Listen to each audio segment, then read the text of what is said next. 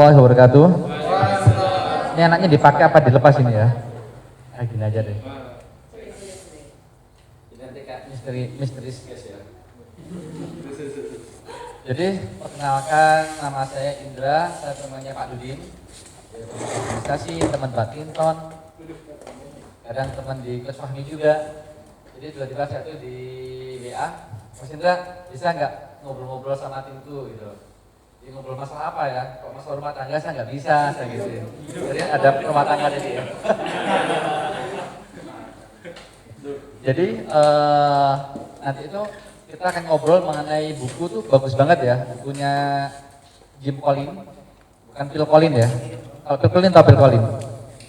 Phil Collins itu penyanyi, wah kelihatan banget masih muda. Phil Collins itu penyanyi model era lama. Jadi bukunya Jim Collins itu Good to Great. Jadi bagus itu ternyata nggak cukup untuk menjadikan hebat. Dan kalau kita merasa bagus, itu pasti kita nggak akan bisa jadi hebat. Makanya bukunya Jim Collins ini menyampaikan bahwa kalau kita sudah merasa bagus, sudah dipastikan kita akan mati, kita akan mentok. Nah ini kalau diulas bagus banget dan termasuk salah satu buku yang dipakai di perusahaan-perusahaan besar di Amerika dan termasuk dunia juga. Ini sudah belum ya? Belum, masih mendownload. Nah, jadi singkat cerita ya, buku ini tuh memang dipakai oleh perusahaan-perusahaan besar yang ingin perusahaannya menjadi perusahaan yang hebat. Saya mau tanya nih, di sini Jakarta pengen hebat nggak? Pengen bagus kok atau pengen hebat? Bagus banget. Kalau bagus banget itu ternyata musuhnya hebat. Jadi kan kita bingung bagus itu gimana sih ukurannya? Kadang-kala, oh ini udah bagus ini. Saya kan kemarin sempat ngobrol nih sama Pak Dudin. Bingung bagus itu gimana sih ukurannya? Kadang-kala, oh ini udah bagus ini. Saya kan kemarin sempat ngobrol nih sama Pak Dudin. Pak Dudin, gimana bisnisnya sudah bagus belum? Belum lah, kita kan masih ada sekitar 300 unitan gitu ya. Kalau nggak salah target yang tahun ini gitu ya. Berarti kalau pengen bagus seberapa? Kalau bagus itu 300 sudah cukup lah bagi kami untuk tahun ini. Tapi kan Pak Dudin juga pengennya hebat. Jadi kalau misalnya bagus aja, terus 300 nyampe, terus kalau sudah nyampe, terus ngapain? Selesai kan? Akhirnya mati. Nah, itulah yang disampaikan oleh seorang Jim Collins ini. Kalau ngomong mau hebat, kita sekali lagi nggak boleh merasa bagus. Kita nggak boleh merasa sudah, wah aku ini sudah bagus. Jakarta ini termasuk sudah hebat lah di wilayah Malang Raya. Ya udah itu pasti akan cepat selesai Jakarta-nya. Nah, Jim Collins ini ada 7 step gimana sih perusahaan itu supaya good to great. Perusahaan itu menjadi hebat itu gimana? Nah, di sini akan ada 7 step. Stepnya seperti apa? Kita tunggu slide-nya ya, sebentar ya.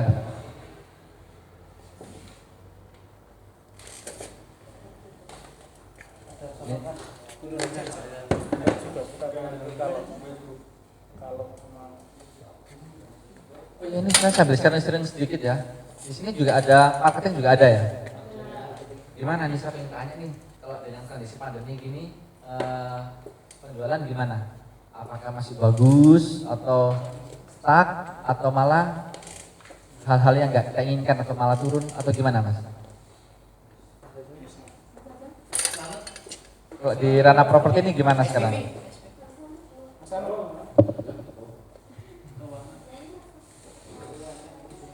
Kan ujung dari sebuah perusahaan kan sales ya. Sales kan juga efeknya kan juga orangnya ke marketing juga gitu loh. Kalau saat ini gimana? Marketing sama sales bagus nggak?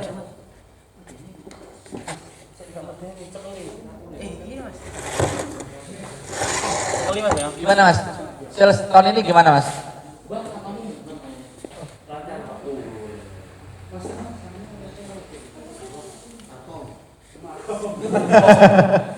Ada markup juga di sini ya. Tapi memang rata-rata kalau untuk sales perumahan ngalamin agak pengaruh juga ya, pengaruhnya besar juga ya. Ya mudah-mudahan ya, kita nanti belajar good ini apapun yang terjadi, mau itu pandemi, nggak pandemi, kita tetap bisa survive ya, kita tetap bisa bertumbuh lah nantinya. Ini sudah nih Mas ya? Itunya apa? Printernya ada? Atau pakai manual aja nanti ya? Ini operator. Oh, siap operator. Jadi gini ya, menurut Jim Collins itu ada 7 hal yang harus diperhatikan jika organisasi kita tuh pengen besar dan hebat. Saya mau tanya nih sebelum saya mau ngasih materi ini, sebenarnya organisasi Jagat Talent ini pengen hebat atau pengen besar aja? Nah, kalau pengen hebat itu ada beberapa hal yang harus dilakukan oleh semua individu yang ada di Jagat Talent. Yang pertama, slide pertama Mas. Nah, jadi gini ya, saya sambil duduk atau sambil berdiri anaknya? Coba duduk aja ya, kan nyantai ya. Nah, menurut Jim Collins, supaya perusahaan kita itu menjadi, nggak enak juga duduk. Di sini aja. Nah, di sini aja ya.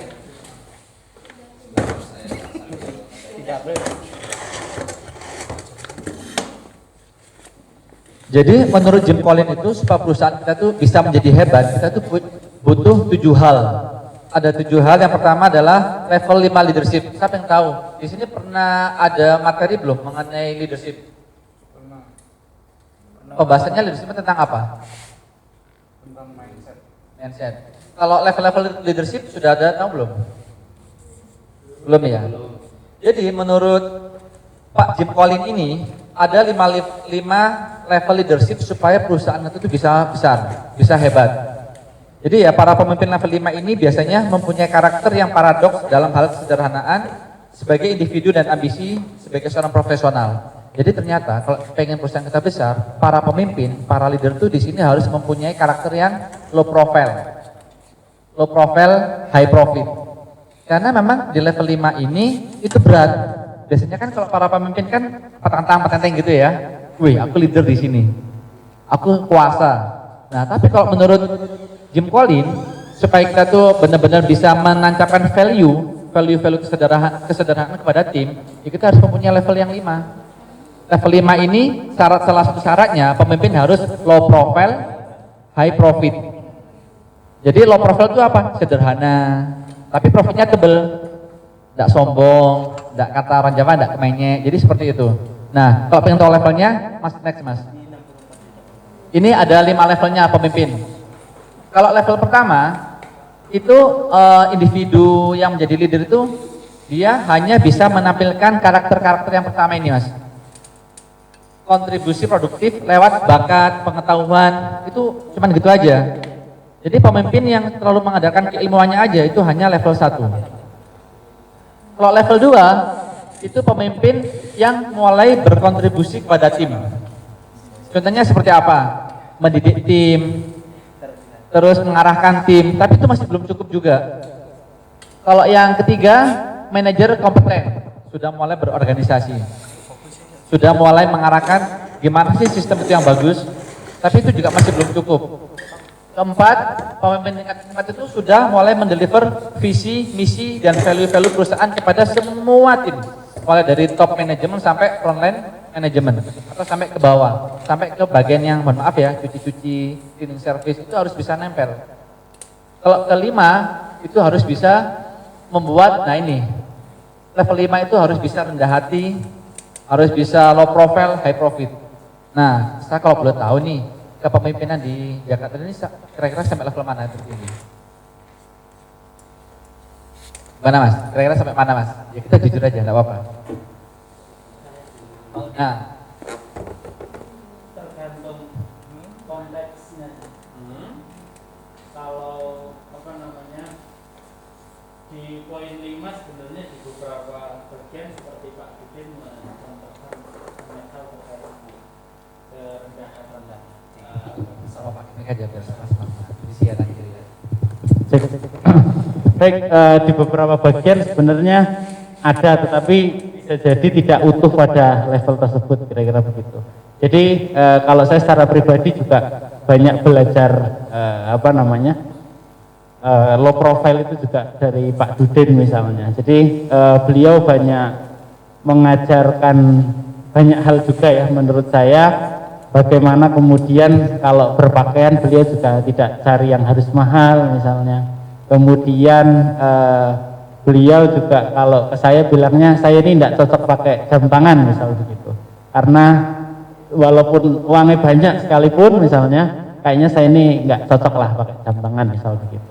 Kemudian dalam hal apa lagi ya, mungkin beberapa tim yang lain memandang beliau misalnya oh mobilnya harus yang bagus misalnya pakai Pajero, tapi beliau menyampaikan itu bagian dari pekerjaan sebenarnya, karena beliau bilang kalau transaksi tanah mau nawar tanah kalau mobilnya bagus juga orang akan lebih percaya pada kita. Tapi secara umum bagaimana beliau berpenampilan itu bagi saya sangat low profile sih kalau Pak Dudin, kira-kira begitu. Terus untuk yang kayak visi begitu beliau sangat concern juga bagaimana kemudian memastikan apa yang beliau pikirkan, apa yang beliau cita-citakan itu bisa sampai ke bawah-bawah juga, kira-kira gitu.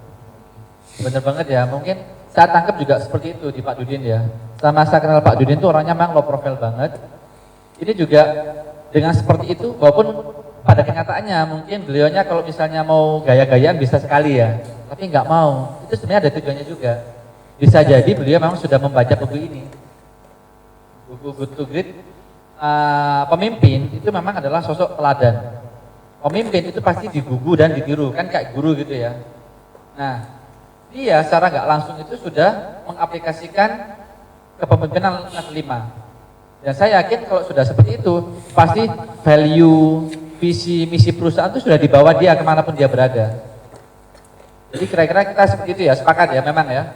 Nah, harapan saya menurut Jim Collins tadi ya, kalau Jagatland pengen besar, pengen hebat, semua level manajemen harus bisa seperti itu.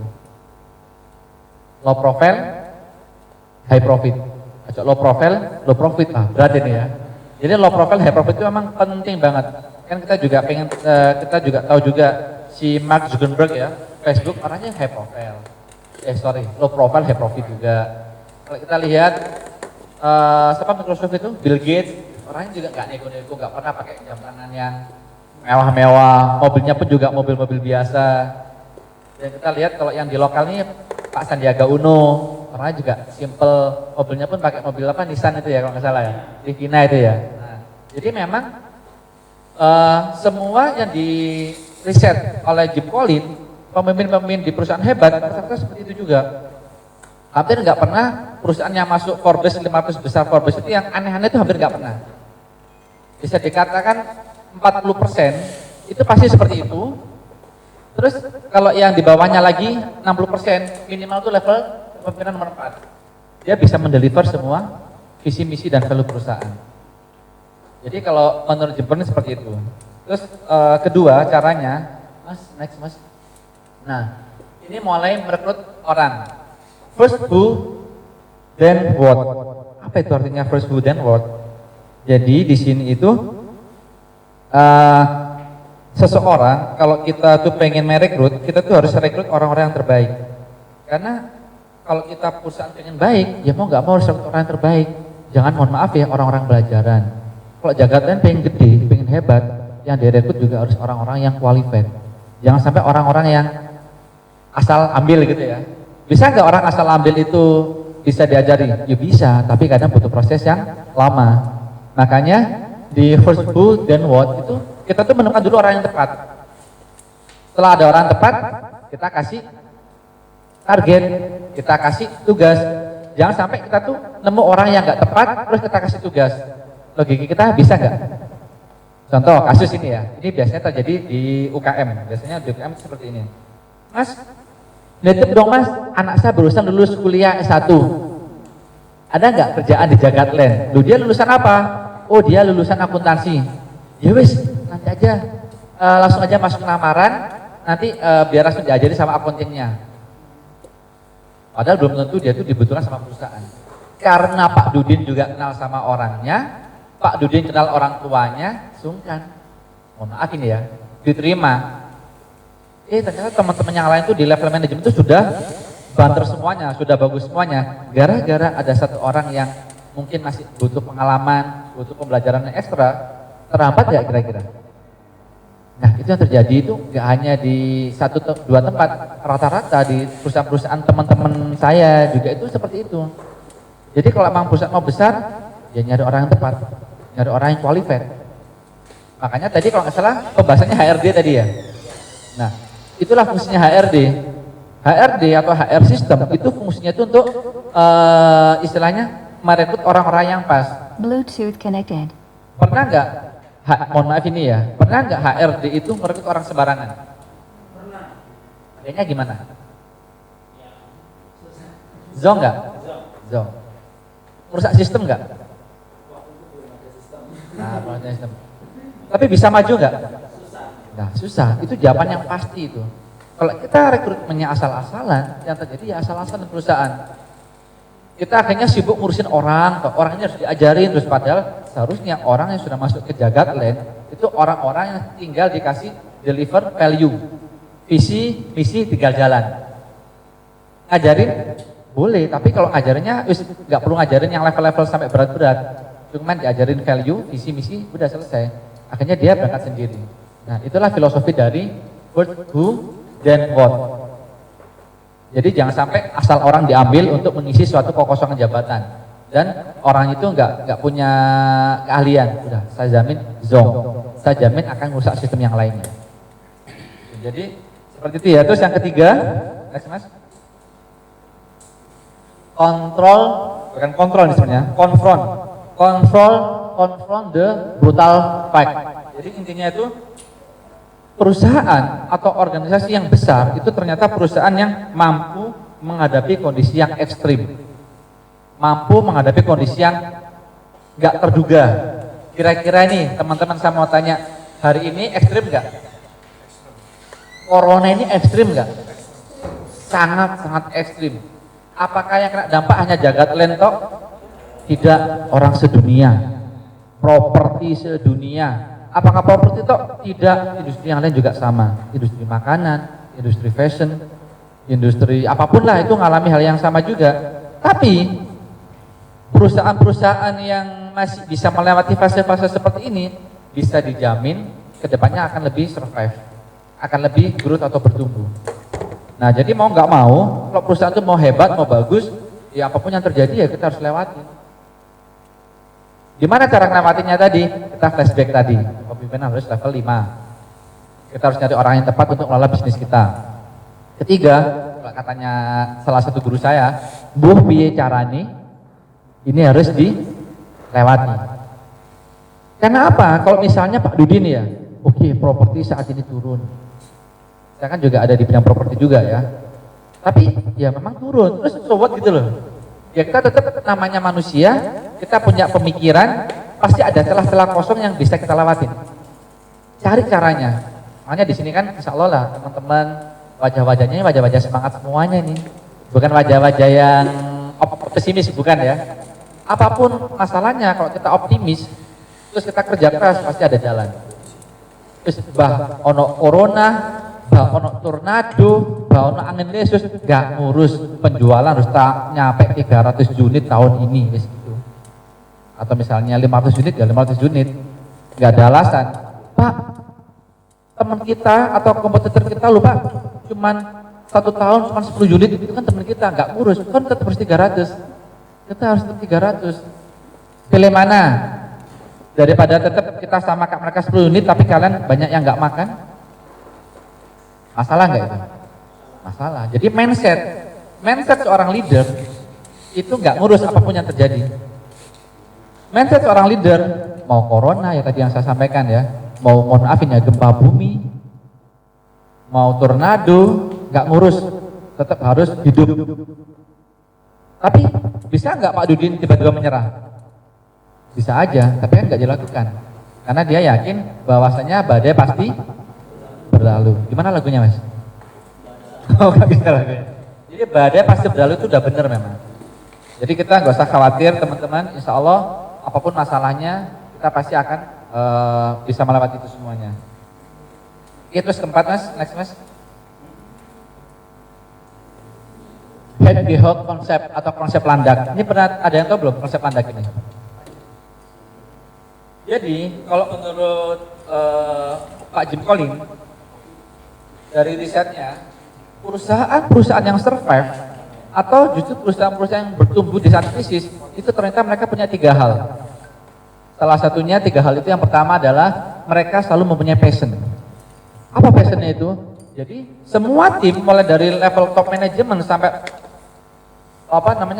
low management atau front line management, dia selalu punya visi misi yang sama.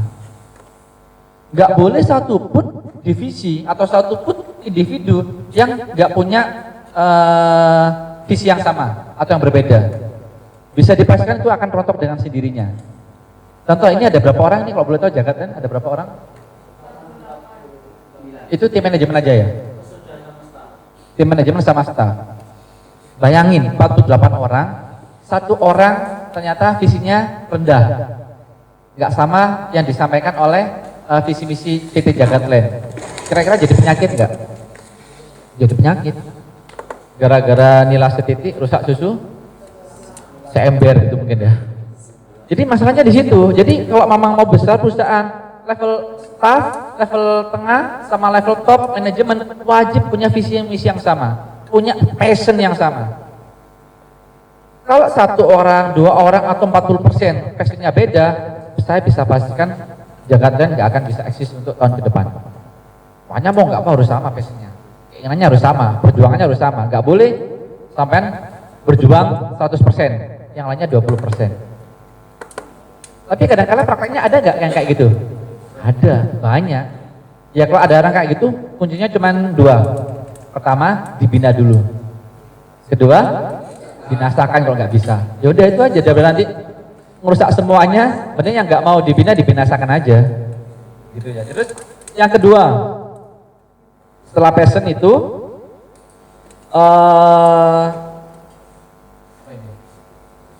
lakukan apa yang bisa Anda lakukan lebih baik dari orang lain. Contoh ya, do the best. Kita nggak boleh melakukan hal yang sama dengan kompetitor. Dengan cara yang seperti apa? Dia ternyata punya cara. Dan ternyata cara itu ditiru sama Jagat Land. Kira-kira pasti bisa nggak menyamain 200 unit juga? Belum tentu. Jadi mau nggak mau Jagat Land harus punya kreativiti yang lain. Jagat Land harus punya cara yang lain. Syukur-syukur caranya original. Benar-benar dari pemikiran teman-teman tim manajemen semuanya. Jadi banyak sekali ya. Ini apalagi di era krisis gini ya. Oh ternyata sebelah itu ya, properti yang sebelah itu punya strategi seperti ini. Dan ternyata berhasil. Ujungnya kita tuh niru. Banyak kayak yang kayak gitu. Dan ternyata yang lainnya berhasil, kita kok gak berhasil, kenapa? Ya itu juga dari originalitas. Kedua, ide-ide gitu tuh kadang-kala tuh kita nangkepnya cuman bagian terluar aja, belum tahu poin utamanya, intinya juga belum tahu. Jadi kita tuh yang tiru hanya posisi yang tampak mata aja. Jadi itu kelemahan-kelemahan beberapa perusahaan yang ingin niru orang lain tapi justru zonk. Jadi seperti itu ya. Terus yang ketiga, fokus pada keunggulan. Nah, perusahaan-perusahaan yang hebat dan bisa selamat di masa krisis itu perusahaan yang fokusnya pada keunggulan. Saya mau tanya ini, keunggulannya Jagat Land dibanding perusahaan yang lain apa? Syariah. Selain syariah mungkin kan banyak sekali di sini, ada ada Ahsana Property dan lain juga ya. Selain syariah apa?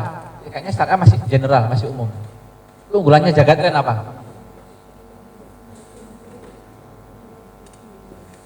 Kan banyak macam. Keunggulannya bisa lewat dari materialnya, bisa lihat dari lingkungannya yang dibikin, atau bisa jadi dari termin pembayarannya lebih murah, lebih mudah dibandingkan yang lain. Apa? Sewa kelola. Yang lainnya nggak ada.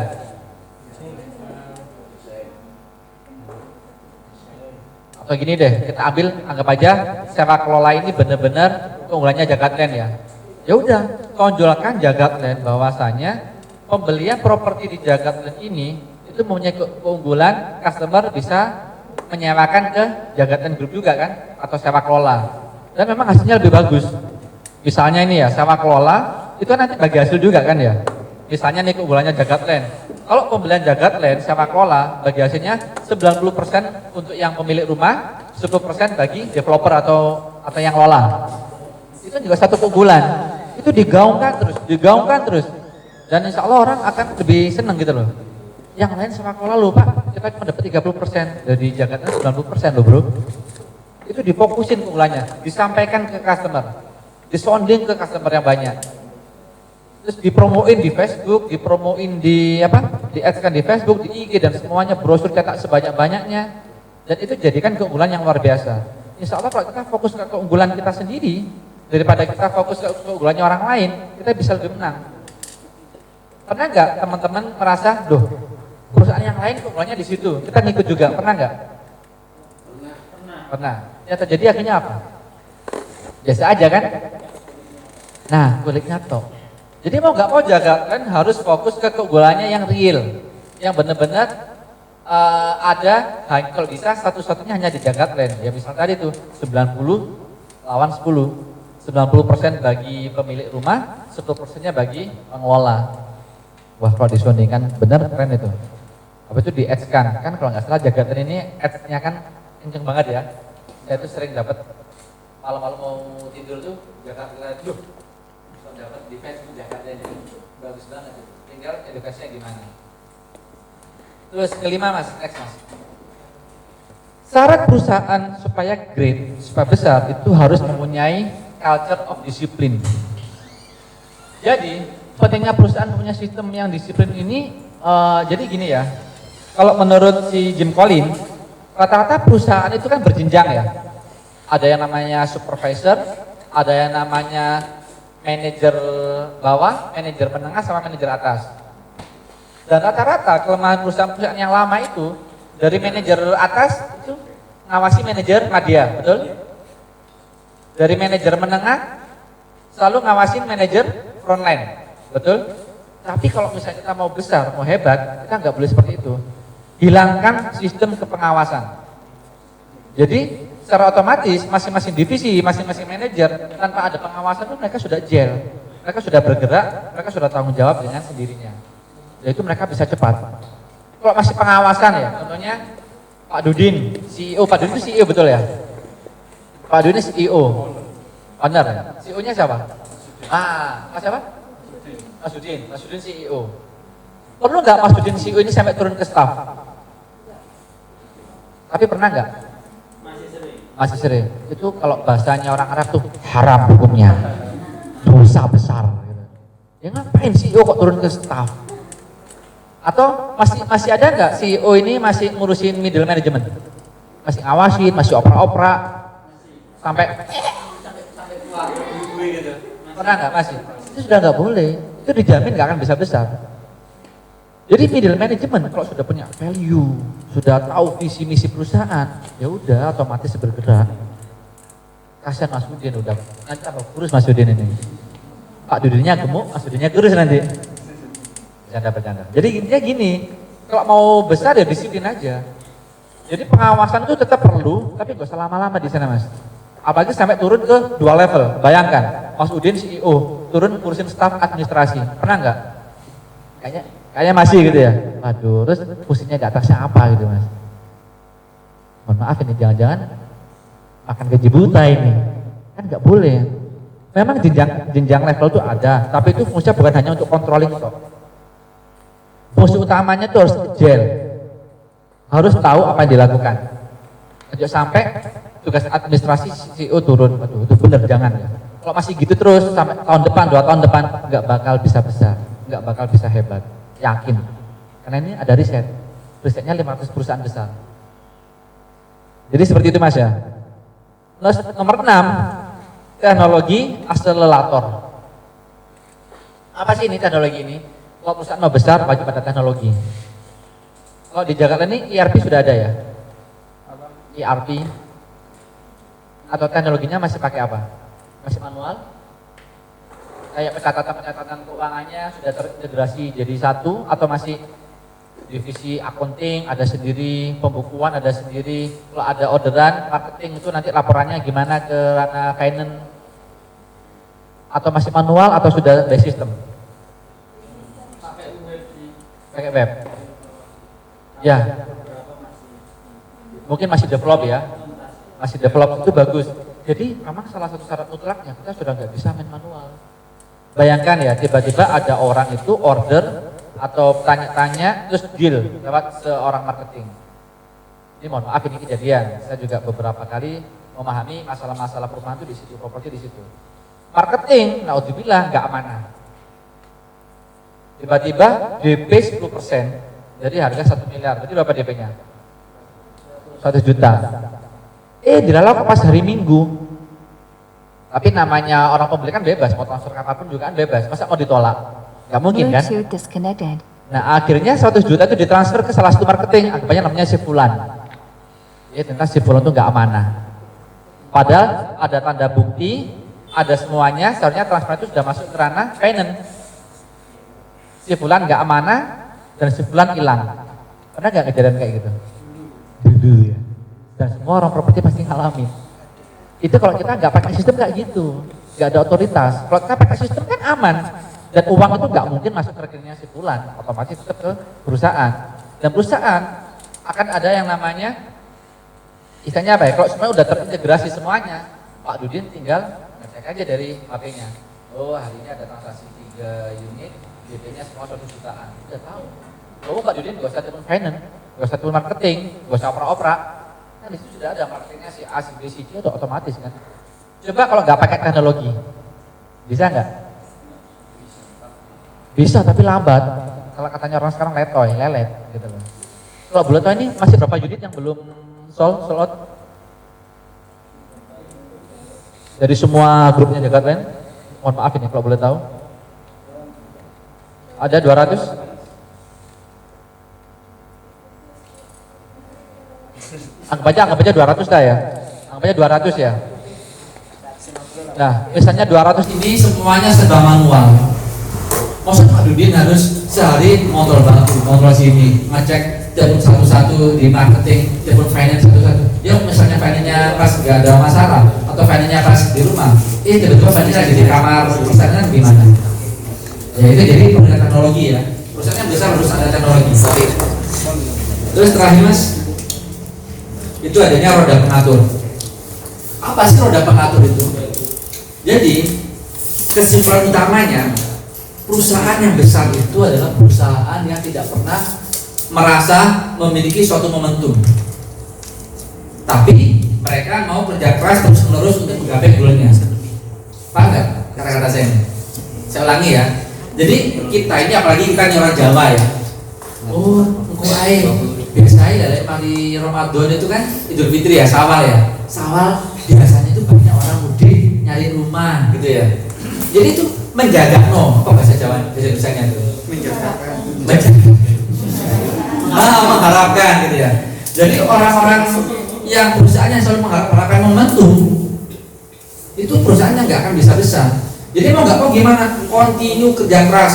Ada nggak ada momentum kerja keras, ada nggak ada momentum kerja keras. Contohnya kayak kemarin, kita semua orang tahu ya, bulan 3 itu moro-moro ono namanya COVID-19. Bulan Mei itu kan Lebaran kan rencananya ya. Orang itu sudah mempersiapkan jauh-jauh hari, semua perusahaan industri itu udah produksi gede-gedean untuk mencukupi kebutuhan puasa dan Lebaran. Dan menurut riset, Lebaran dan puasa itu bisa menaikkan omset itu sampai 4-5 kali lipat, bahkan ada yang 10 kali lipat. Itu sudah ditandon, Maret April itu sudah ditandon. Ini ternyata ada COVID. Stres nggak pengusaha-pengusaha? Iya. Tapi nah, kalau pengusaha-pengusaha yang selalu kiranya orientasinya pokoknya nanti Lebaran itu pasti rame, jangan. Kita Lebaran nggak Lebaran harus rame. Puasa nggak puasa harus rame. Mau untuk akhir tahun biasanya ini ya, kalau misalnya properti itu pameran tuh akhir tahun. Di Matos, di MUG kan gitu ya. Harapannya apa? Banyak pelancong datang ke Malang. Mereka ngabisin duitnya di Malang, mereka investasi di Malang. Karena apa? Bagi orang Surabaya, bagi orang Jakarta, bagi orang Kalimantan, Balikpapan dan selainnya, itu harga di Malang masih murah kan? Masih murah. Harapan kita Desember 2020 kemarin itu kan terjadi penjualan besar-besaran. Harapannya karena COVID mau selesai gitu ya. Ya ternyata nggak selesai. Ya itu yang terjadi teman-teman. Kalau perusahaannya masih momentum seperti itu, mengharapkan hal-hal yang nggak pasti, ya capek. Tapi kita optimis, mau Lebaran, mau kalau orang Jawa itu juga ada yang namanya bulan-bulan tuh, bulan-bulan sendiri itu ada biasanya ya. Bulan apa namanya orang Jawa itu? slow kalau misalnya. Nah, slow itu orangnya sepi gitu ya. Ya udah slow sepi. Jadi marketing gak usah capek-capek di rumah saja. Percuma, nggak akan ada apa closing. Ya kalau kita bukannya seperti itu, ya udah nggak ada closing beneran. Mau slow, mau ruang, mau kosong, tetap kita harus semangat. Jadi insya Allah apapun yang terjadi, kerja keras. Karena ada suatu informasi atau suatu quote dari guru saya itu, orang pintar itu hanya kalah dengan orang satu, orang yang kerja keras. Dan orang kerja keras itu pasti mengalahkan orang pintar. Jadi kalau kita tetap fokusnya ke kepintaran kita, slow ini bulannya nggak baik buat jualan rumah, nah, itu pasti ambrol kita. Tapi kita yakin, slow, nggak apa atau apapun yang terjadi, kita tetap bersemangat. Karena perusahaan besar nggak mengenal istilah itu, tetap kejar, go. Jadi seperti itu. Jadi ini yang disampaikan oleh Jim Collins ada 7 hal bagaimana sih cara perusahaan kita tuh bisa yang hebat. Jadi gitu teman-teman. Jadi kita enaknya lagi sharing di sini ya. Jadi itu Mas Udin, kayaknya sudah cukup lah untuk informasinya si Jim Collins. Kita sambil tanya jawab aja atau bagi-bagi pengalaman gimana dulu di Jakarta.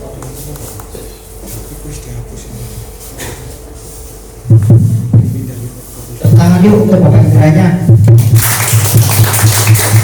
Terima kasih Bapak Indra atas inspirasinya ya, dan sangat menginspirasi sekali.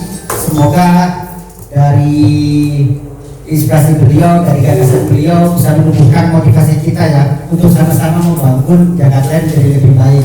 Amin. Untuk selanjutnya saya buka untuk sesi tanya jawab Bapak ya. Ya, jadi nanti sistemnya satu bertanya langsung jawab aja Bapak mungkin ya. Kita aja lebih enak. Mungkin dari teman-teman ada yang mau ditanyakan, saya persilakan. Mungkin Mas Bapak kayaknya tadi. Iya boleh. Nggak harus ini agak melenceng dikit. Agak melenceng nggak apa-apa. Tapi jangan rumah tangga ya. Oke, silakan.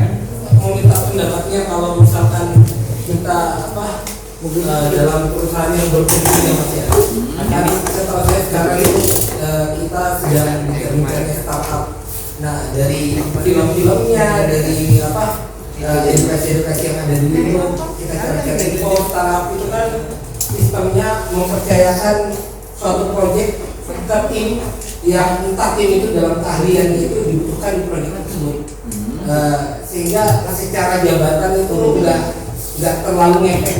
Setelah saya kayak gitu, itu kira-kira untuk di posisi yang sekarang yang kita secara SDM mungkin tidak bisa menggunakan banyak SDM karena kondisi corona mungkin terhimpit dengan omset juga. Itu tadi saya menarik pernyataannya jenengan yang kalau bisa Mas Udin nggak perlu turun sampai lebih dari level misalnya, atau Pak Udin nggak usah sampai ke bawah. Sementara di kondisi sekarang dari pemahaman saya, dari saya cari info itu, justru kondisi inilah kondisi tepat di mana harusnya pimpinan perusahaan itu turun dalam memanaskan hawa dari semua karyawannya, bahkan yang di grassroots ini. Tanggapannya jangan ya. Nah, jadi sebelum saya jawab ini harus menyamakan persepsi dulu ya. Jadi bukan berarti Mas Udin atau Pak Dudin ini nggak ngerken kalian, ya tetap harus diperhatikan gitu ya. Cuman ada kalanya ranah-ranah teknis yang nggak perlu dipikirkan oleh pimpinan, ya nggak usah. Jadi contohnya tadi saya ambil contoh mengenai finance atau staff finance gitu ya. Kalau dalam rangka cuman untuk mengetahui, ngecek, pengen tahu kinerja itu wajib. Cuman kalau sampai mempelajari atau sampai mengajari sampai detail ranah teknis itu bahaya banget. Nah, terus mengenai tadi film startup itu ya, sebenarnya di era seperti ini itu tantangan yang luar biasa bagi semua perusahaan di dunia. Gak hanya Jakarta lain aja, di perusahaan saya pun juga sama, di perusahaan teman-teman yang lain juga sama. Jadi kalau katanya Jim Collins, salah satu ciri perusahaan besar itu dia bisa efisiensi. Efisiensi itu seperti apa? Efisiensi itu salah satunya lewat masalah finance atau keuangan. Nah, yang dulunya satu divisi itu bisa dihandle oleh orang 10, Tapi perusahaan itu bisa efisiensi. Ternyata 2 orang aja udah cukup, tapi bisa menghandle semua kerjaan orang 10 orang tadi. Itu yang dimaksud si Jim Rohn itu seperti itu. Jadi kalau misalnya ya, dulu itu dihandle orang 10 bisa, sekarang kalau bisa cuma orang 2, tapi bisa atasi semuanya. Dan ini gak harus turun, tetap Pak Dudin tetap pasti di atas, jangan sampai turun ke bawah. Nanti kalau misalnya Pak Dudin atau Mas Udin CEO turun ke bawah lagi, siapa yang ngawasi helikopter view-nya? Jadi posisi CEO itu sangat-sangat rawan kalau terlalu asik di bawah. Dia akhirnya asik karena gini ya, contoh kasus ini ya, ini saya perumpamaan ini ya, jelas ini ya. Nah, seandainya ini finance, ini finance, ini marketing, ini operation, ini apa? Human resources ya. Nah, kalau bayangkan Mas Budi posisinya itu karena ada masalah di ranah finance, Mas Budi itu fokusnya ke finance toh. Kira-kira kalau Mas Udin lagi asik di finance, masih dapat perhatian nggak si marketing? Enggak. Atau kalau misalnya marketing masih ada masalah, Mas Udin paham nggak? Nggak paham, karena Mas Udin masalahnya hanya fokuskan ke ranah finance. Coba kalau misalnya nih ya diangkat helikopter view-nya. Nah, oke, Mas Udin sebagai CEO, posisi utamanya bisa melihat semua keempat-empatnya ini bisa jalan beriringan.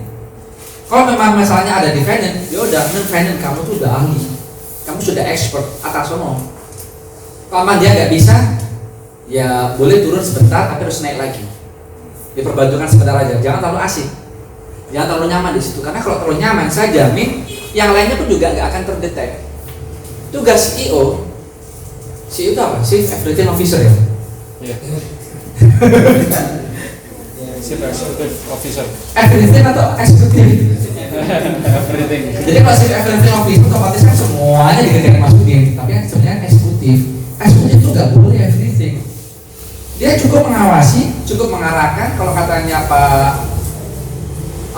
di manajemen ya, Pak Armala itu ada namanya Pak Armala itu POAC.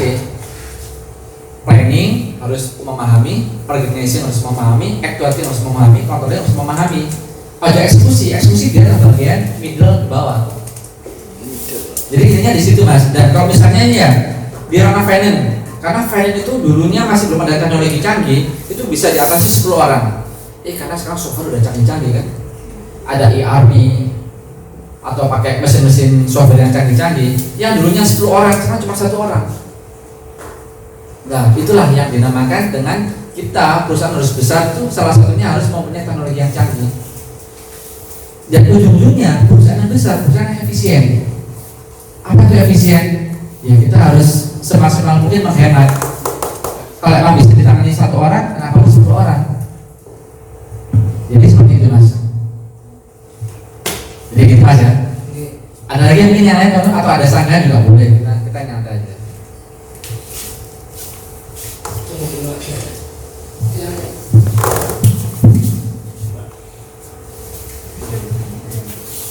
Terima kasih Bapak Indra atas jawaban dari pertanyaan Mas Selamat. Mas Bambang, mohon maaf. Mungkin yang selanjutnya yang berkeinginan untuk menyampaikan pertanyaan, saya persilahkan.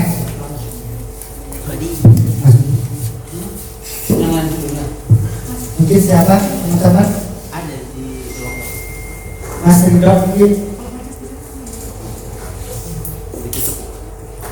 Jawab Mas, silakan ditanyakan. Nanti kalau saya nggak bisa jawab nanti saya buat PR nanti.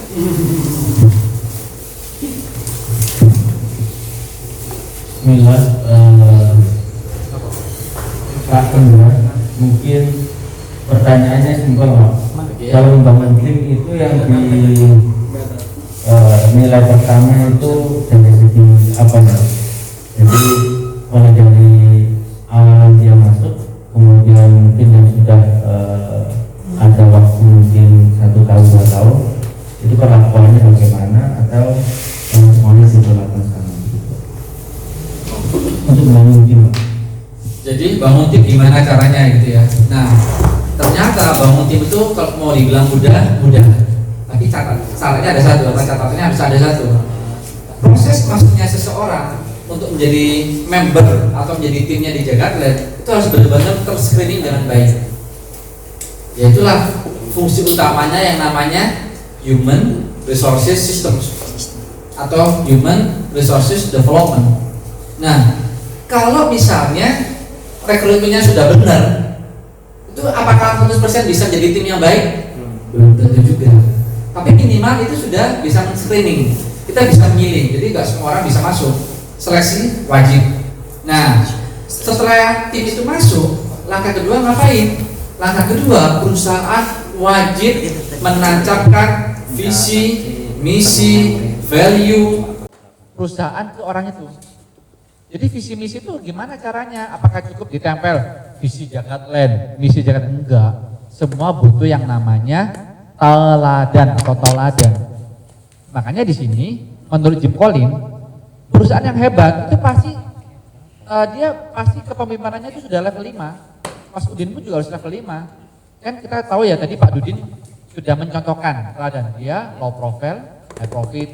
Dia orangnya walaupun jangan Pajero, mungkin kalau mau beli Land Cruiser atau Ferrari mungkin bisa gitu loh. Tapi dia belinya cukup Pajero nggak salah ya. Pajero itu pun bukan karena keinginannya dia ambisi pribadi, karena untuk memantaskan diri saat dia nego-nego, dia transaksi itu nggak ada masalah. Nah, itu salah satu Pak Dudin itu menyampaikan value-nya itu ke timnya itu seperti itu sebenarnya. Ya tanpa kalian sadari mungkin ya. Jadi memang harus ada contoh, harus ada teladan. Ketiga, selain kasih teladan, tim wajib dikembangkan, tim wajib dipintarkan, karena percuma kalau yang pintar hanya level manajemen aja. Jadi level top manajemen sampai sampai level bawah itu harus pintar. Makanya Pak Dudin mungkin salah satunya teman-temannya, bro, Mbak, tolong dong sharing-sharing sama tim kita. Itu sebenarnya salah satunya langkah untuk teman-teman ini bisa nambah wawasan dalam keilmuan. Dan tim wajib pintar. Contohnya Mas Udin tadi ya, Mas Udin CEO. Mohon maaf Mas Udin ya. Kalau misalnya punya tim marketing yang lelet gimana? Stres nggak sana? Stres. Dan apakah yang stres hanya Mas Udin aja? Semuanya stres. Bayangkan target 300 harus capek, nyampainya cuma 10 biji. Gila nggak? Gimana nutup operasionalnya? Tapi kalau misalnya orang marketingnya ini orang hebat, keren, target 300 tapi dealnya closingnya 500, seneng enggak? Nah, itu jawaban paling jujur itu. Jawaban CEO ini ya. Curhat apa jawaban ini ya? Jujur ya. Jadi emang seperti itu. Jadi kalau misalnya mau tim hebat ya disekolahin. Harus ada budget untuk sekolah. Budget untuk upgrade diri. Tapi yang terpenting tadi itu ya, pertama screening, proses screening waktu awal masuk. Kedua, masukin value, misi, misi, value, termasuk budaya-budaya perusahaan ke tim. Terus yang kemudian disekolahin, wajib lah. Kalau teman-teman nggak mau upgrade tentang keilmuan, wah, jangan harap tim akan bisa bagus. Bayangin, kita punya 4 divisi nih, kita punya 4 manajemen, marketingnya pinter-pinter.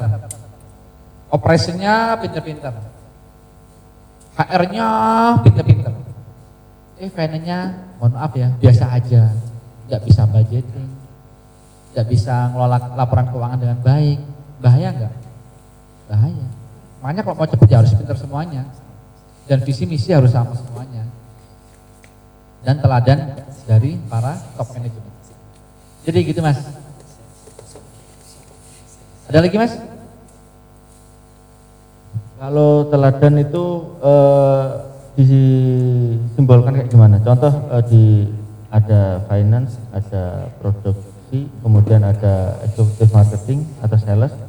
Itu lebih teladan apa? Bergaul atau teladan di bidangnya atau bagaimana Pak? Nah, teladan ini tidak hanya melulu masalah faktor itu ya. Jadi bukan faktor penampilan aja. Bukan. Jadi teladan itu salah satunya juga keilmuan. Makanya di dalam bisnis itu kalau mau tim bagus itu ada beberapa literasi itu harus menjawab 3 hal. Pertama soft skill, kedua hard skill, ketiga attitude. Nah, 3-tiganya ini harus dipunyain seorang pemimpin atau seorang yang memang mau jadi hebat di bidangnya. Itu soft skill. Soft skill itu ya tentang yang tadi ya, masalah tata cara bergaul, tata cara ngomong, low profile tadi itu soft skill. Hard skill itu apa? Ilmuwan. Kalau orang finance juga wajib dong, finance.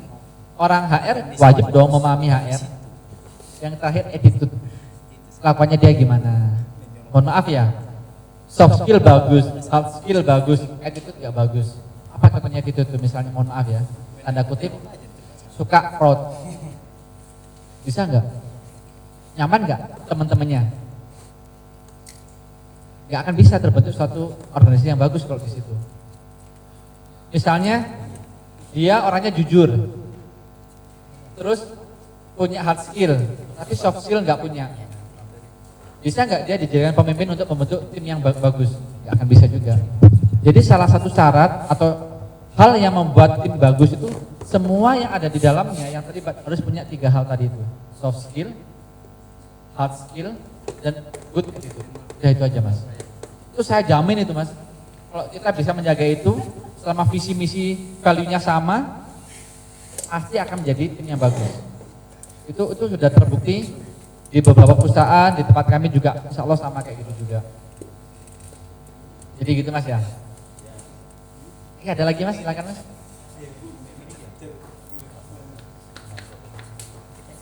Jadi kalau ada yang sharing-sharing juga boleh gitu, sharing-sharing pengalaman gitu juga boleh. Mungkin ada yang mau sharing atau mungkin mau berbagi, saya persilahkan. Mungkin Mbak Ira. Mungkin Mas Budi. Terima kasih atas waktunya.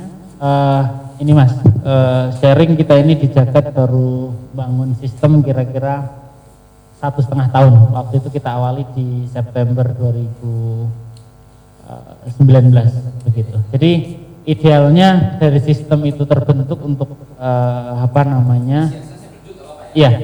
dari sistem itu terbentuk kira-kira biasanya progresnya kemudian dalam rangkaian target-target itu perusahaan-perusahaan yang dari UMKM itu biasanya butuh waktu berapa lama? Karena memang kalau melihat dari awal perusahaan berdiri per bulan ini sudah 5 tahun, tetapi kita baru ada sistem itu kira-kira 1,5 tahun. Kemudian kalau di waktu itu kita ada konsultan HR-nya juga gitu ya. Waktu ngawali sistem itu di 2019 itu namanya Pak Slamet waktu itu. Beliau menyampaikan ada 2 pilihan sebenarnya untuk menumbuhkan perusahaan cepat besar. Pilihannya mencari orang-orang hebat di injek dari luar untuk bisa di hijack dari luar untuk segera bisa tumbuh, atau kemudian mengembangkan timnya tadi. Tentu dengan 2 mekanisme itu waktunya jadi berbeda kira-kira begitu. Kemudian di Jagat sendiri waktu itu Pak Dudin sudah memilih untuk bagaimana mengembangkan orang yang ada di dalam. Jadi yang sejak awal membersamai bagaimana kemudian di-upgrade, ditumbuhkan dan bisa tumbuh bersama perusahaan kira-kira begitu. Nah, dari opsi itu, dari 2 pilihan itu sebenarnya periode waktunya secara umum biasanya butuh waktu berapa lama. Kemudian tentu semua perlu jangka waktu kira-kira begitu. Ketika jangka waktunya sudah melebihi limit yang ditentukan gitu ya. Jadi kita hijack dari luar juga sebenarnya kan nggak menjamin bahwa akan baik, karena bisa jadi dia secara kompetensi bagus tapi ketika masuk di perusahaan tidak bisa mengikuti visi dan misi misalnya. Atau kemudian yang tadi bersama dengan orang yang ada di dalam kita tumbuhkan, tetapi kurun waktu yang sudah tentukan meskipun lebih lama, tetapi kurun waktu itu juga tidak melebihi waktu limit yang sudah ditentukan. Kira-kira dari hal tersebut mungkin bisa jadi gambaran pengalaman perusahaan jenengan juga gitu. Jadi asik banget nih pertanyaannya seorang CEO ini ya, berbobot ya. Jadi butuh waktu berapa lama? Itu kita juga nggak akan bisa memprediksi. Karena tidak ada suatu teori yang menyebutkan harus setahun dengan menghijack orang itu perusahaan kita akan bertumbuh cepat. Tumbuhkan juga harus ada ukurannya, harus ada before and afternya. Sebelum hijack orang, waktu volumenya sekian, setelah hijack orang berapa gitu ya. Nah, tapi Mas, setelah saya mempelajari corporate mystic ya, corporate mystic itu bukan mystik yang tuyul-tuyulan, bukan ya. Jadi corporate mystic itu adalah suatu mindset korporasi yang disampaikan Mas Udin itu yang tadi tumbuh bersama tadi.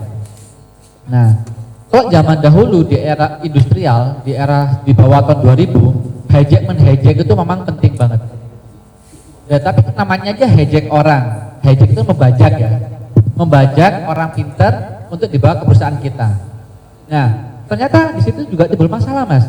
Di saat orang yang sudah ikut kita itu orang semakin pintar, ternyata ada yang nawarin lagi yang lebih besar pendapatannya, dia pasti akan hilang juga gitu loh. Dan itu juga timbul masalah, apalagi seorang CEO, banyak membajak CEO, bayangin loh. Udah terus sistem bagus, CEO-nya dibajak, ambrol nggak Mas? Karena sistem kita belum kuat, ya mau nggak mau ngawali lagi dari bawah. Nah akhirnya tahun 2000 itu ada suatu riset mengenai corporate mystic atau spiritual mystic orang bilang.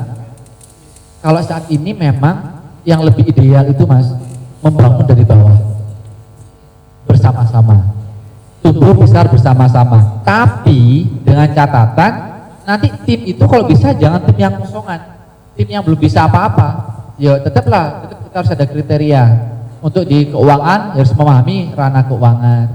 Di ranah marketing dia juga harus memahami marketing. Jadi intinya tetap bertumbuh bersama dan mau belajar bersama dan harus profesional. Nah, insya Allah beberapa perusahaan-perusahaan yang di riset yang model seperti itu, justru yang saat ini sedang kuat-kuatnya itu di situ. Kalau perusahaan yang punya pemikiran hijack itu udah pasti banyak kalah. Bayangin ya Mas Udin, mohon maaf ya. Saya kan juga misalnya punya perusahaan properti juga. Kan ini Jagat Land, punya saya misalnya tanah land gitu ya. Sama tak pajak, sama tak kasih 2 kali lipat dari yang ada di Jagat Land. Padahal samaan itu sangat dibutuhkan sama semua tim. Dan akhirnya samaan mau. Bingung gak Jagat Land? Perencanaan strategis semuanya di Mas Udin. Terus Mas Udin sama tak kasih 3 kali lipat, perencanaan strategis itu aplikasikan di tanah land. Udah tanah kan lagi ya, anggap aja gitu lah namanya ya.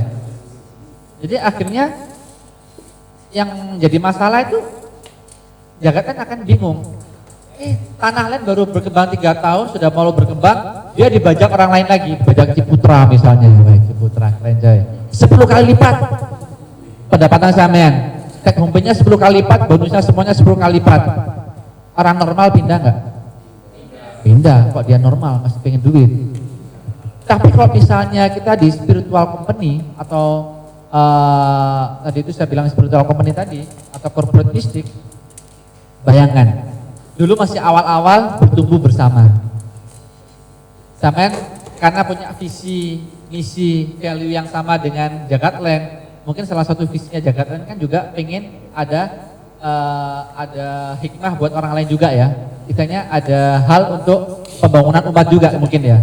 Nah, gara-gara sampean punya visi yang sama, sampean mau ditawarin Ciputra berapa kali lipat pun juga, sampean pasti nggak mau. Karena visi misinya sudah nancep ke sampean gitu loh.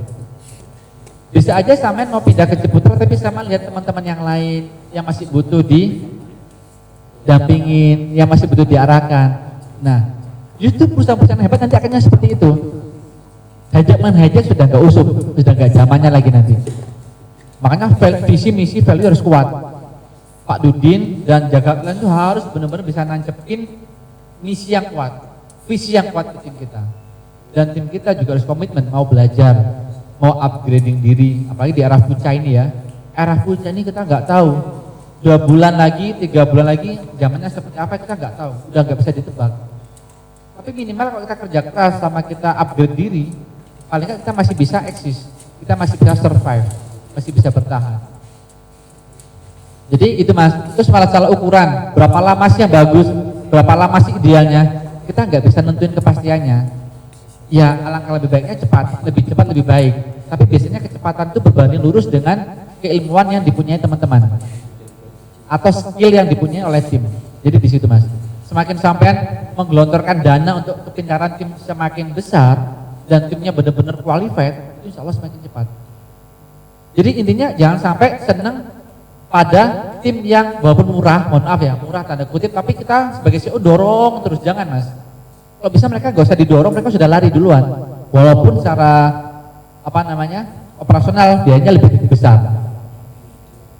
Jadi saran saya seperti itu Mas, gak ada patokan yang pasti. Kelasnya perusahaan Lehman Brothers, tahu Lehman Brothers ya? Yang pilot di Amerika itu ya, itu perusahaan udah 100 tahun Mas. Lebih 250 tahun eksis di dunia, ya KO loh Mas. Justru perusahaan-perusahaan yang spiritual company itu yang masih bagus sampai hari ini masih eksis banyak. Contohnya siapa? Wardah. Yang cowok-cowok atau Wardah ya, yang biasanya belikan istrinya atau pacarnya gitu ya. Itu Wardah itu spiritual company-nya keren. Dan rata-rata di Wardah itu bisa di riset 80% lebih orang yang saat ini menduduki posisi-posisi penting itu adalah orang dari bawah. Ada yang dari cleaning service, dia posisinya sampai middle management. Ya karena bertumbuh bersama. Bisa enggak orangnya Wardah itu dibajak sama orang L'Oreal atau lain-lain? Bisa banget. Tapi karena value sudah nancep, mereka sudah enggak mau. Saya sudah nyaman kok di sini. Karena apa? Di Wardah ini ternyata saya juga ada siraman rohani. Di Wardah ini juga saya ternyata secara otomatis juga ada wakaf untuk agama kita. Beda sama perusahaan-perusahaan yang kapitalis, duit, nggak ono acara wakaf-wakafan, nggak ada. Ini kalau nggak salah nanti ini puasa semuanya ya. Nah puasa itu juga bagian dari value. Bayangkan loh. Jadi di sini selain dapat pahala juga dapat duit, dapat gaji gitu. Jadi jarang-jarang perusahaan yang seperti itu Mas. Jadi saran saya lanjutin yang kebersamaan tadi, tapi harus profesional, semua tim harus komitmen, kita sama-sama belajar. Kalau nggak mau belajar dibina Mas ya, kalau nggak mau dibina diapain? Dibinasakan. Ngergeti Mas, gandol tuh Mas. Jadi seperti itu Mas Udin. Terima kasih Bapak Indra Sakti atas penjelasannya.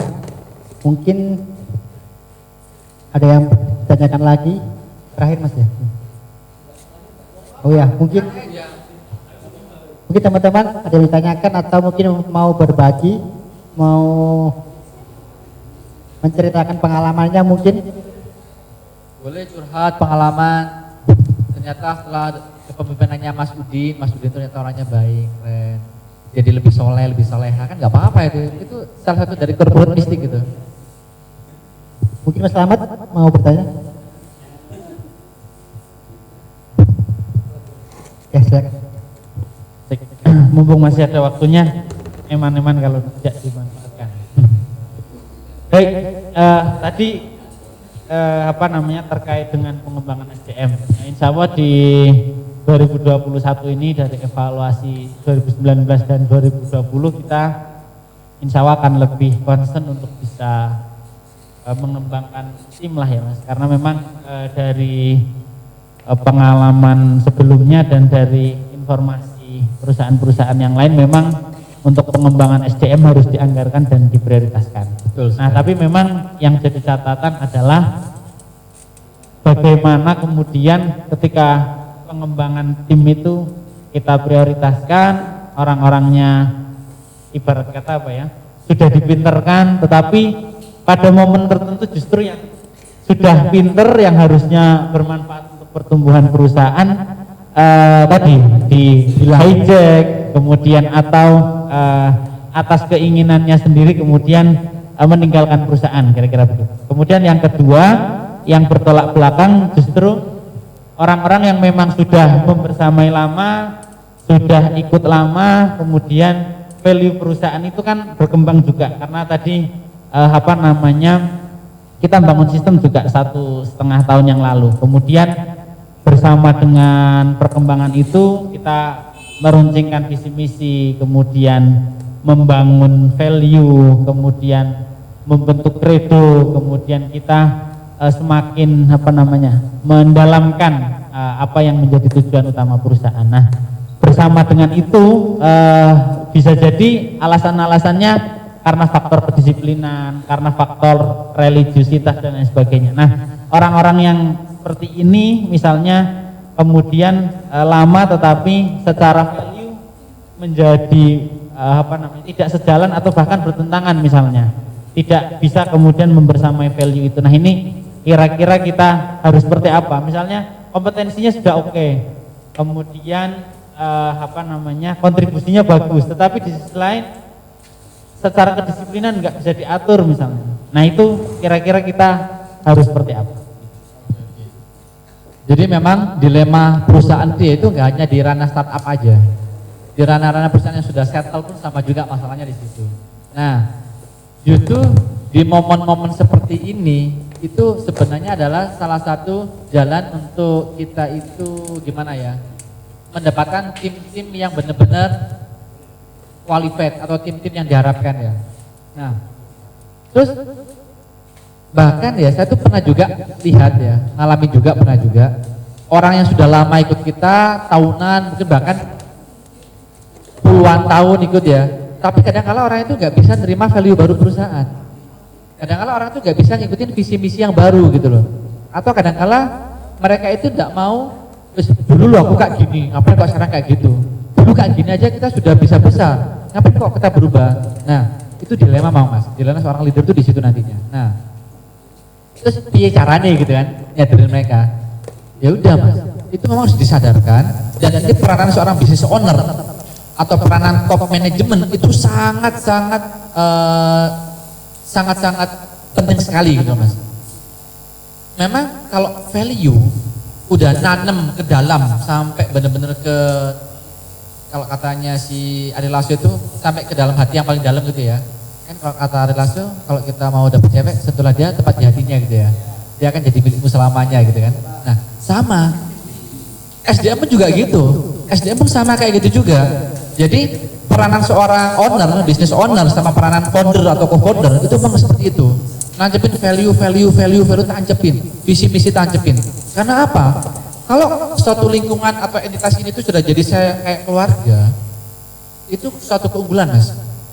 Kok udah jadi kayak keluarga, bayangin ya, keluarga bapak, anak, adik, kakak, ibu, teteh, aak, atau sama ya. Kalau hilang, satu hilang karena dihejek orang, sedih nggak? Atau kalau yang mau dihejek, kayak gokon bro, kan dikini 5 tahun, kita makan sepiring berdua, tidur bareng, kok gara-gara mohon maaf ya, duit segitu kamu kok pindah dari Jakarta, kenapa nggak eman? Nah, itulah, itu kok value udah nanjap, itu otomatis peraturan perusahaan nggak usah mencegah, mereka akan tercegah dengan sendirinya. Memang gitu, value itu berat banget mas. Kata Dilan berat value itu mas. Nah, kok Dilan ya? Jadi memang not of value itu nggak cukup setahun, 2 tahun, 3 tahun, 4 tahun nggak cukup mas. Forever, selamanya nggak ada batasannya. Ya ini yang terjadi di perusahaan-perusahaan kayak Wardah itu, perusahaan tersebut nggak akan bisa hijack. Karena apa? Peranan bisnis ownernya itu memperlakukan tim atau founder sama co-founder memperlakukan tim itu sama kayak adik kakaknya, sama kayak anaknya, sama kayak anak bayinya. Lo anakku nangis, anak kecil ya, berarti dia butuh sesuatu kan? Sama juga dengan perusahaan. Lo ada nggak namanya Mas Slamet di sini, ada nggak? Oh anggap aja Mas Slamet gitu, anggap aja nih, mohon maaf ya. Saya ini ngawur, namanya Slamet kan namanya populer mas.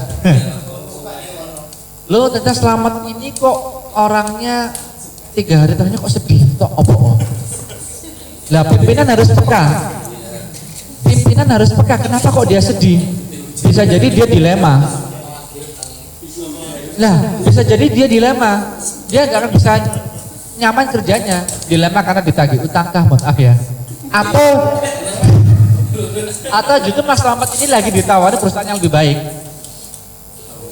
Perusahaan ditawari perusahaan yang lebih baik dengan kenaikan gaji 2 kali lipat dari Jagatland. Dilema toh. Bayangkan misalnya atasannya atau temennya itu tidak peka, hilang gak dia? Padahal dia potensinya banyak, potensinya bagus. Tapi kalau misalnya dia ditanamin value yang kuat, value yang bagus, dia pasti ke Mas Udin. Karena sebagai atasnya Mas Udin, saya terus terang lagi ditawarin perusahaan ini sekian. Tapi Mas Udin, ini memang sesuai dengan kebutuhan kami Mas Udin. Bisa nggak Jagatland? Yo nggak usah kode BDE, naik 10% ya mas, karena aku di sini sudah nyaman mas. Saya di sini selain nyari uang juga nyari saudara. Selain nyari saudara juga nyari keberkahan, karena di sini diwajibkan puasa sunnah Senin Kemis, masya Allah.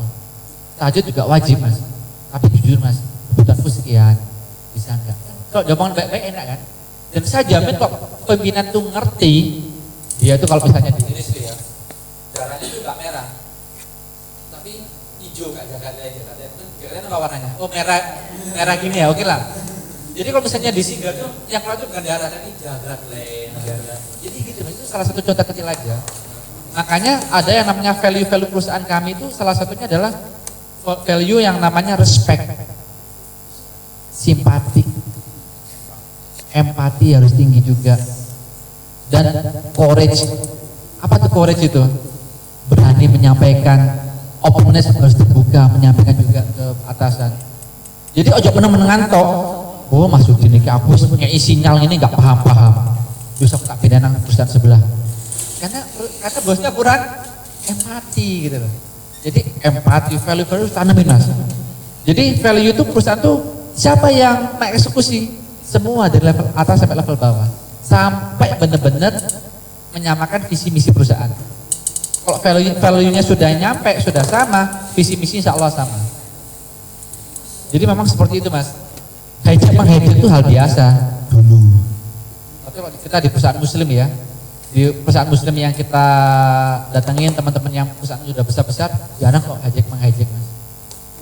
Karena perusahaannya muslim itu rata-rata mereka sudah tahu, oh Mas Slamet ternyata kebutuhannya minggu depan dia mau ulang tahun anaknya, poro-poro sama kasih kue tar buat anaknya ke rumahnya, sudah kasih kue tar, kasih sepeda motor lagi, nangis gak Mas Slamet?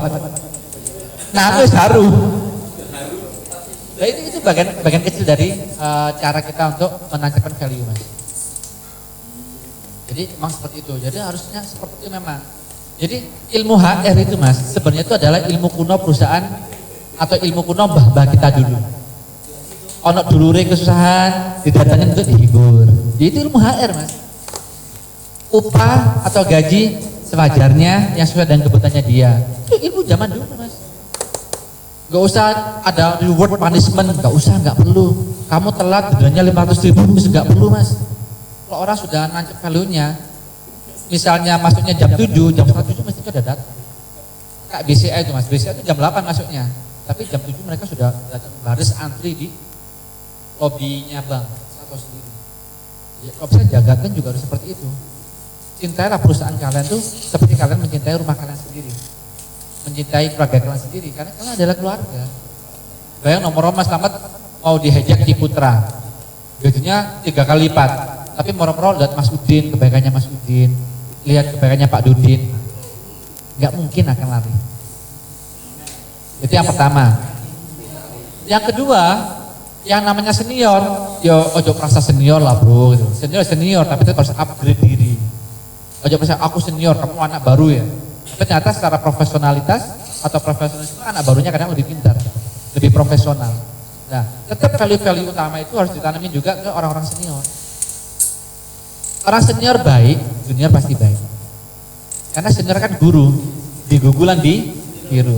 Mohon maaf ya, kalau seniornya bobrok, jangan salahin anak buahnya bobrok. Itu udah pasti, itu udah suatu keniscayaan. Jadi seperti itu mas. Gimana Mas Udin? Ada lagi? Cukup.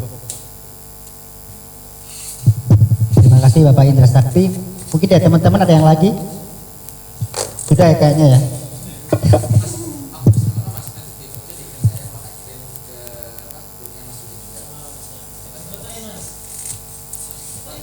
Ini ada ini ikatan yang ini atau yang tadi aja.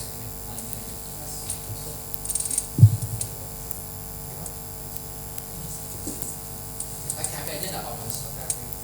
Ini habis saya pas full ini memorinya ini kayaknya. Oh bisa sih.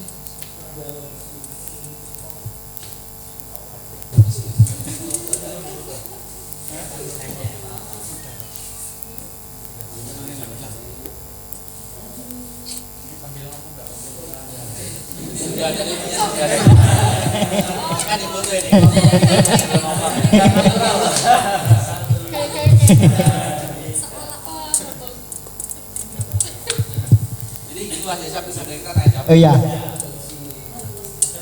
Mungkin ada pertanyaan lagi teman-teman? Dari Mas Alfan. Yang tanya ada rumah satu nanti. Perumahan maksudnya. Terima kasih Mas ya. Alhamdulillah kita sudah sampai di ujung acara. Dari tadi sore ya sampai mendekati maghrib.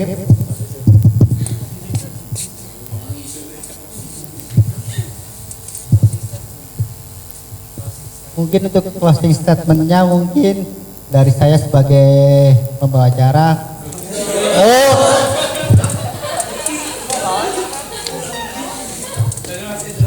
Mungkin dari Mas Indra silakan closing statementnya. Jadi ya kalau kita sadari ya itu suatu hal yang normal. Kita ingin jadi orang yang makmur. Kita ingin jadi orang besar. Itu hal yang normal dan bahkan itu harus ada di dalam diri kita. Jadi apapun yang terjadi dalam hidup ini, kita hanya punya satu syarat, kita wajib bertumbuh dan bertumbuh. Tapi ingin aja nggak cukup, kita harus ada yang namanya perencanaan. Kita juga harus punya yang namanya keilmuan.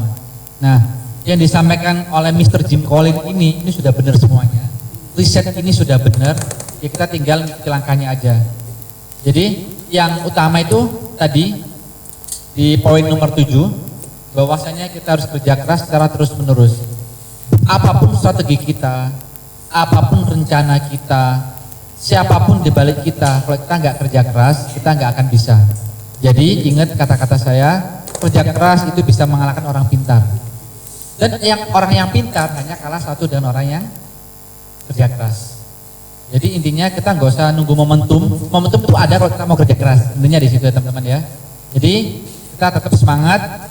Apapun yang terjadi, mau pandemi nggak pandemi, kita tetap harus kerja keras. Jangan punya pemikiran, oh ini sudah mulai vaksin, jadi nanti rencananya bulan 17 Agustus Indonesia bebas COVID. Kan katanya Pak Jokowi ya, atau Pak Jokowi atau Pak Menteri itu bisa dipastikan 17 Agustus bebas COVID. Naudzubillah min dzalik ya, ternyata COVID-nya selesai, ada virus lagi. Ya apa nanti kita? Jadi nggak ngurus wis, mau COVID nggak COVID tanggal berapapun, Jumat Legi, Jumat Pahing nggak ngurus, yang penting kita kerja keras, gitu ya teman-teman ya. Jadi seperti itu aja dari saya, mudah-mudahan Jakarta tetap bertumbuh, tetap bisa membahagiakan seluruh timnya, dan tetap bisa berguna dan bermanfaat bagi lingkungan sekitarnya. Wabillahi taufiq wal hidayah. Wassalamualaikum warahmatullahi wabarakatuh. Waalaikumsalam warahmatullahi